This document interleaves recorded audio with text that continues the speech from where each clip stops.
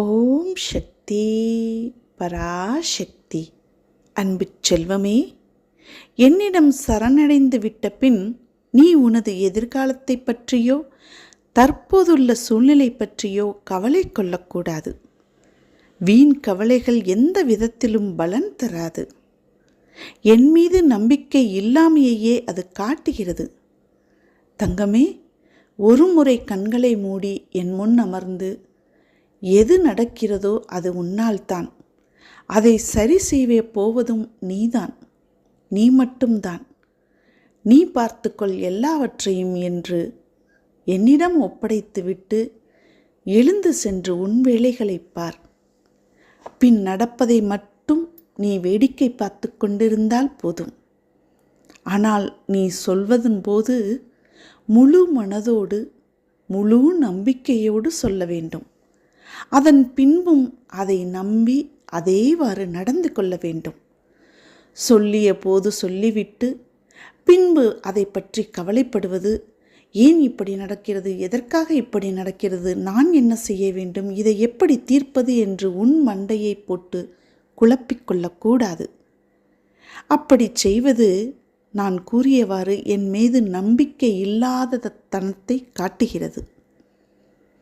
ஆனால் யார் என்னை 100% முழுமையாக நம்பி என்னிடம் எல்லாவற்றையும் ஒப்படைத்துவிட்டு அவர் அமைதியாக நடப்பதை வேடிக்கை பார்க்கிறாரோ அவருக்கு எனது அற்புதங்கள் நிச்சயம் நிகழும்.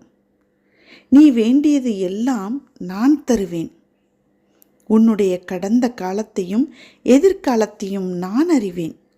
ஆனால் என் குழந்தைகளுக்கு எது நன்மையோ அதை மட்டுமே தான் நான் அளிப்பேன். கலங்காதிரு, பயப்படாதே. சில வாயிற்கதவை நான் திறந்தேன், உன் மனம் அதை ஏற்கவில்லை. என்னை நோக்கி நீ வேண்டுதல் செய்ய துவங்கிய நேரத்திலேயே உனக்கு பதில் தரும் வேலையை துவங்கிவிட்டேன். அதனால்தான் சோதனைகளை அனுபவிக்கிறாய்.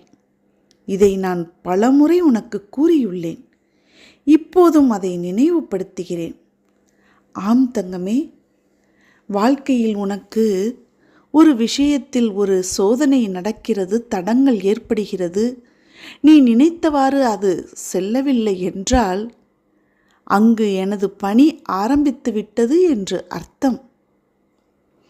எல்லாம் அதேபோல் போய்கொண்டே இருந்தால், நீ நினைத்தவாறு போய்கொண்டே இருந்தால் தவறான இடத்தில் போய் முடியும் என்பதால் தான் இடையிடையே எனது செயல்களை, எனது லீலைகளை புரிந்து கொண்டிருக்கிறேன்.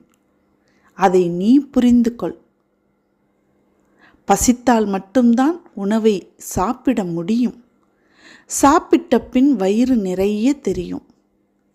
அதே நிறைவு அப்படியே இருந்தால் அடுத்த வேளை எப்படி பசிக்கும்? இடையில் பசி தோன்ற வேண்டும் என்றால் சாப்பிட்ட உணவு ஜீரணமாக வேண்டும். அதுபோல்தான் ஒரு சந்தோஷம் இருக்கிறது என்றால் அதற்கு அடுத்த சந்தோஷத்தை நீ பெற வேண்டும் என்றால் இடையில் உனக்கு ஒரு லீலை நான் செய்தாக வேண்டும், ஒரு சோதனைக்கு நீ உள்ளாக வேண்டும். அப்படி இருக்கும் பொழுதுதான் அந்த சோதனைகளை கடந்து மீண்டும் நீ சந்தோஷத்தை அனுபவிக்க முடியும்.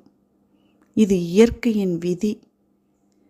ஒரு விஷயத்தில் நான் சோதனை செய்கிறேன் என்றால் நான் அதில் உனக்கு உதவி செய்ய ஆரம்பித்து விட்டேன் என்று புரிந்து கொள்.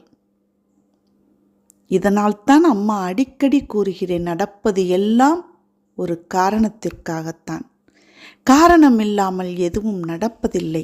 கஷ்டங்களும் காரணத்தோடு தான் உனக்கு தரப்படுகிறது. ஏற்றுக்கொள். அதிலிருந்து வெளியே வரப்பார். என்னிடம் சரணடைந்து விடு, எல்லாம் நல்லதாக நடக்கும். அம்மா நான் இருக்கிறேன் என் அன்பு பிள்ளையே, அருகில் வா, மங்களம் உண்டாகும். ஓம் சக்தி.